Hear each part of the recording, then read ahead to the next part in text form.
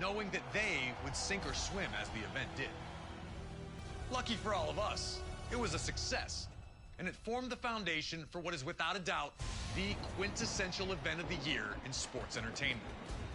It has constantly grown, pushing the industry to the limits with every blockbuster encounter, every record broken, and then broken again. It's a destination, a fuel for the dreams that burn in those who hope to one day compete. Entire streaks have been built simply based on the results from that one event. Year after year, a simple point to a sign informs everyone that you're being challenged. Winning's always sweet. Winning a WWE championship is even sweeter. But for some reason, nothing can compare to standing tall on the grandest stage of them all.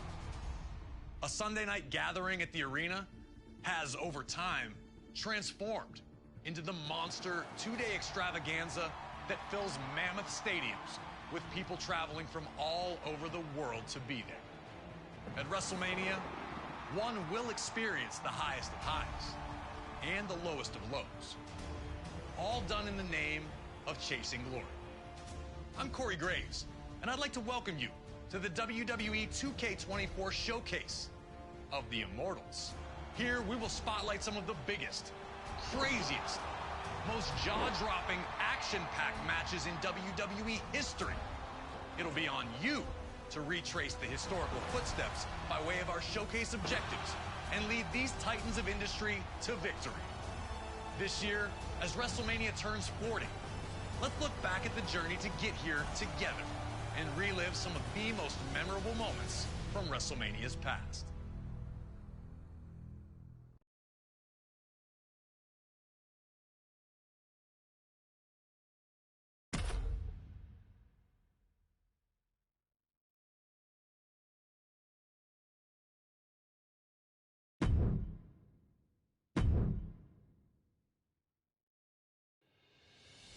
The first WrestleMania set the stage for everything that was to follow. All the way around the world. Now you know what it's all about, brother. Celebrities were out in full force, showing that this was the place to be. Locations: New York, Chicago, and Los Angeles, delivering 3 huge main events. But it would be WrestleMania 3 in 1987 that truly displayed WrestleMania's full potential. And for our first match of the 2K24 Showcase of the Immortals, we go into the first verified WrestleMania Classic. The legendary clash for the WWE Intercontinental Championship between champion, the Macho Man Randy Savage, and his challenger, Ricky the Dragon Steamboat. Intercontinental champion since February of 1986, Savage tore through anyone who challenged him. That included a successful defense against George the Animal Steele at WrestleMania 2. A clash between Savage and Steamboat during a late 1986 edition. He would launch a vicious attack on the Dragon after the match, taking him out of action. Savage would attempt to duplicate the attack on Steamboat's friend and former opponent George Steele during the first Saturday night 1987. Fortunately for the Animal, Ricky would make his well-timed return for the save, leading to the rematch between the two at WrestleMania. What transpired between the two combatants can only be described as art. A fast-paced, high-action classic unfolded in front of 90,000 plus in attendance, with both men coming so very close to victory on a number of occasions. Would Savage be able to turn back the challenge of his angry opponent? Would Ricky Steamboat get revenge? These questions would be answered over the next 15 grueling minutes. And when it was over, everyone in attendance and those watching at home knew they had been a part of something special. The two superstars would forever be etched in history following the match, with Ricky Steamboat finally putting an end to the Macho Man's historic reign.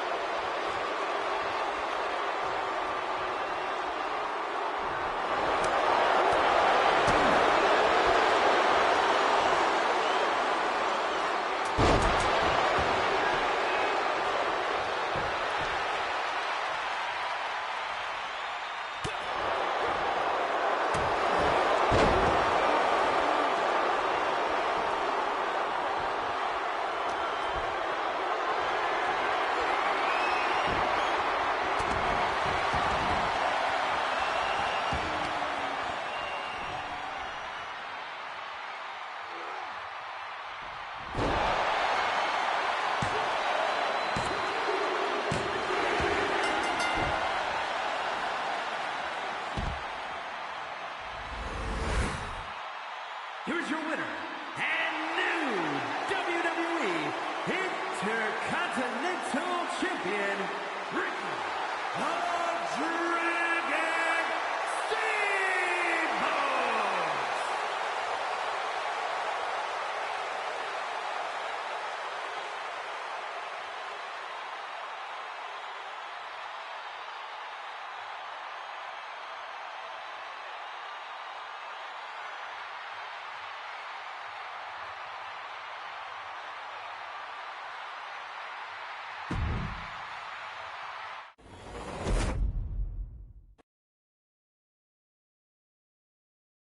we still have Hulk Hogan against Andre the Giant. Featuring two of WWE's biggest stars at the time, this was the headliner that brought those 90,000 people together in the first place. Everybody has their best day at WrestleMania. That's the creme de la creme. WrestleMania main event, there's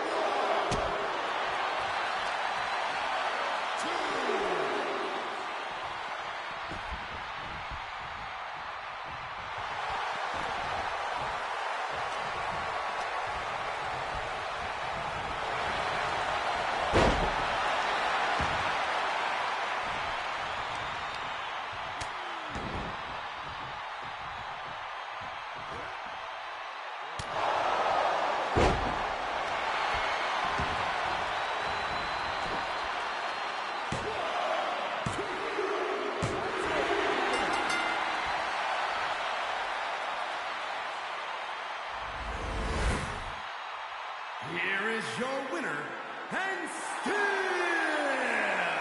the WWE Heavyweight Champion, the Immortal Hulk Hogan.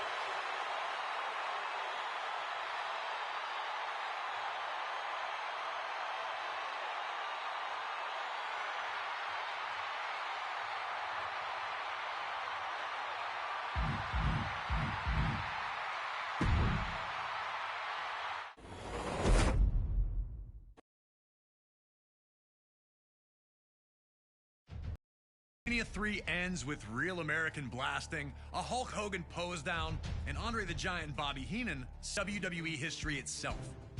Up next, we jump ahead to WrestleMania 5 in Atlantic City, New Jersey. Those with tickets didn't know it as they entered the venue that evening, but they were about to witness one of WrestleMania's biggest upsets take place right in front of their eyes.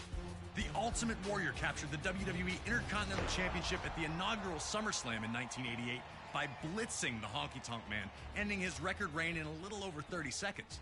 Since then, he seemed unstoppable, a lock to become WWE Champion one day. Two people who were not impressed were ravishing Rick Rude and his manager, Bobby the Brain Heenan. The 1987 Slammy Award winner for Best Body felt that Warrior was nothing special, both in-ring and even in terms of physique. This led to Rude challenging Warrior to a super pose down at the 1989 Royal Rumble, where the winner would be decided by the WWE Universe's approval. Pretty quickly, it was clear that the Ultimate Warrior was going to be crowned the people's choice, and Rude was livid. He'd launch a vicious attack, bringing the competition to an abrupt end. That would lead to the signing of the contract for the two to compete in the Intercontinental Championship match at WrestleMania 5, and the world felt that Warrior would destroy his brash challenger. But Heenan and Rude were more than prepared for the champion. Heenan was desperate to have WWE Gold in his vaunted Heenan family ranks, and he knew that the Ravishing One was the right man for the job. They told anyone who'd listened that Rude was going to beat the Ultimate Warrior at WrestleMania, and now the time had come. Had they backed Warrior into a corner, or were they about to realize they'd bitten off far more than they could chew? That's a question only you can answer.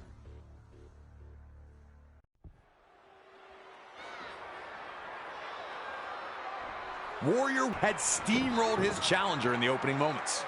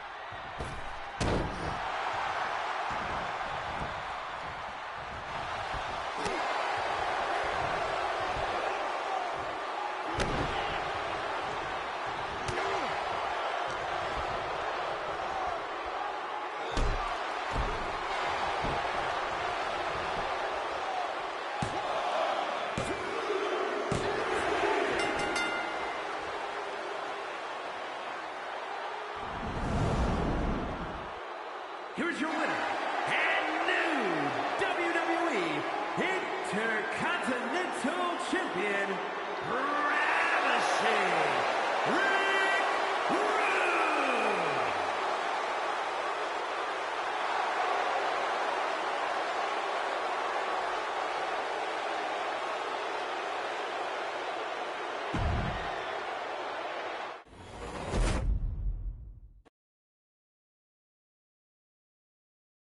a little assist from his manager, The Brain. Hey, if the ref doesn't see it, he can't call it. Those are the breaks. With the crowd buzzing from the monumental upset, it was time for WrestleMania 5 to deliver its main event. The Macho Man Randy Savage defending the WWE Championship against his former best friend and... Yeah, the Macho Man Randy Savage. Dig it. He was one of a kind. He was intense. He was a great athlete. Everything about him was 100% perfect for sports entertainment and professional wrestling. While the split of the Mega Powers was made official on a February 1989 edition of the main event, the cracks had been obvious to many long before that fateful night. Hogan and Savage's friendship had been beneficial to both, which was never more evident than the year prior at WrestleMania 4.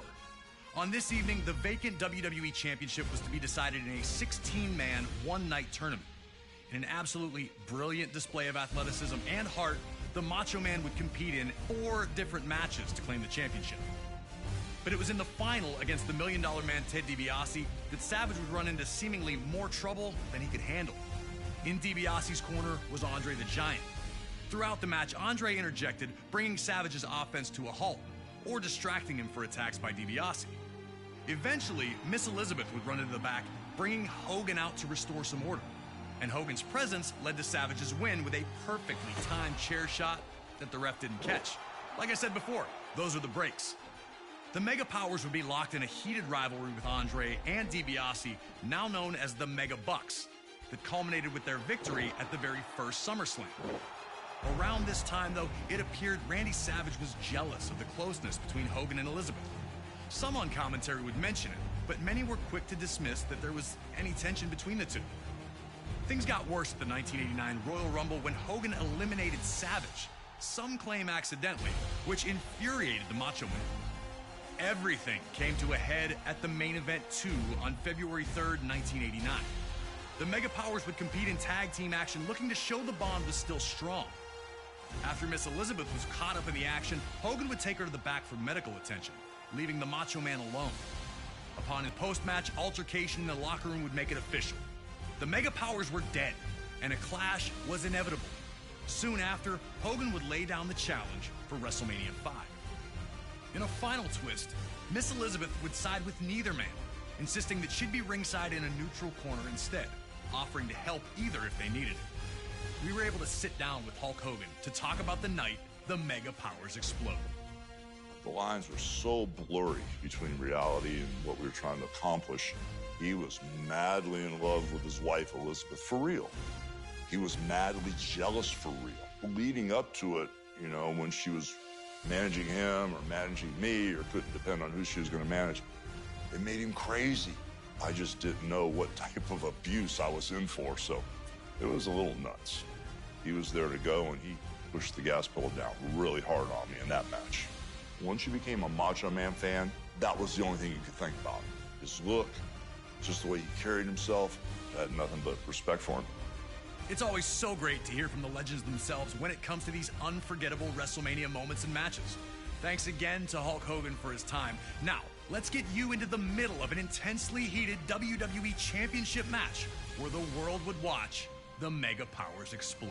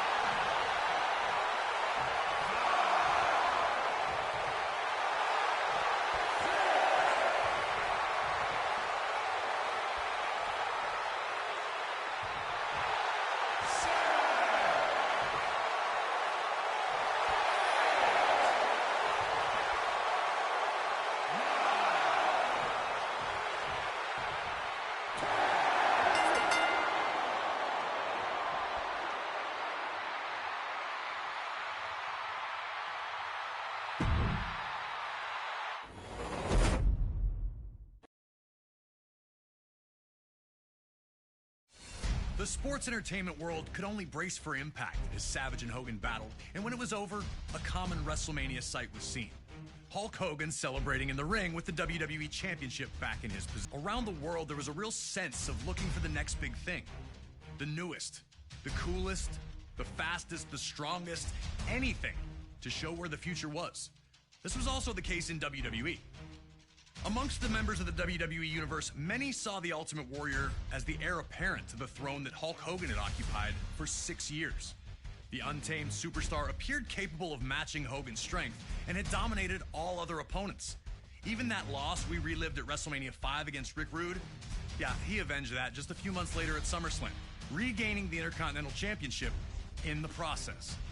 But this talk all seemed like fantasy, only existing as a dream match.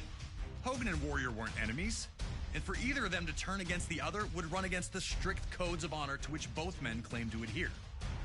All of that changed in the 1990 Royal Rumble match. Small taste, though, was all the world of sports entertainment needed to know that they wanted more.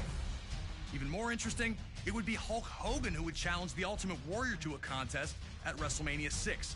Ultimate Warrior, me and my Hulkamaniacs put the championship on the line. Hogan. Adding to the stakes was the stipulation that both the WWE and Intercontinental Championships would be up for grabs, leaving the winner with supreme claim to lead WWE into the next decade. All right, now it's your turn to try and shock all the little Hulkamaniacs out there and try to beat Hogan at WrestleMania 6.